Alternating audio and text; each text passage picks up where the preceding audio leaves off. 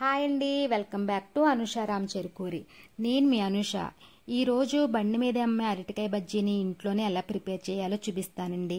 ముందుగా అరటికాయను అటు ఇటు కట్ చేసుకుని పైన తొక్క తీసి ఇలా 3 పార్ట్స్గా చేసుకుని ఇలా నిలువుగా స్లైస్గా కట్ చేసుకోవాలండి. ఇప్పుడు ఇవి వాటర్లో వేసి పక్కనుంచుకోవాలి.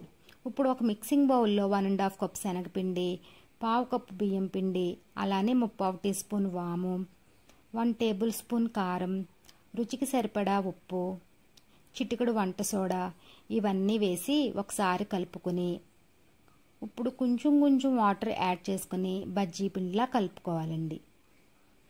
ఇప్పుడు ఇందులో కలర్ కోసం 1/2 టీ స్పూన్ పసుపు వేసి అంతా బాగా కలిసేలా మిక్స్ చేసుకోండి.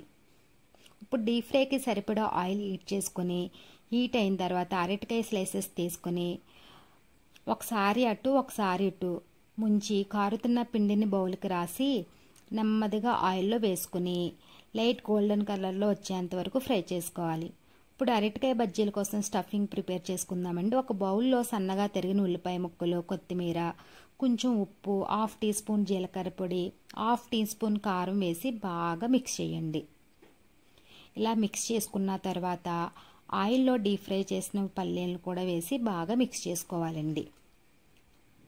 ఇప్పుడు బజ్జీలను తీసుకుని పైనుంచి ఇలా కట్ చేసుకుని పాకెట్లా చేసుకుని పక్కన పెట్టుకోండి. ఇప్పుడు ముందుగా ప్రిపేర్ చేసుకున్న స్టఫింగ్ మిక్చర్ని బజ్జీల్లో స్టఫింగ్ చేసుకోండి. మొత్తం అన్నీ ఇలా స్టఫింగ్ చేసుకున్న తర్వాత ఇప్పుడు వీటి మీద నిమ్మరసం వేసుకోవాలండి.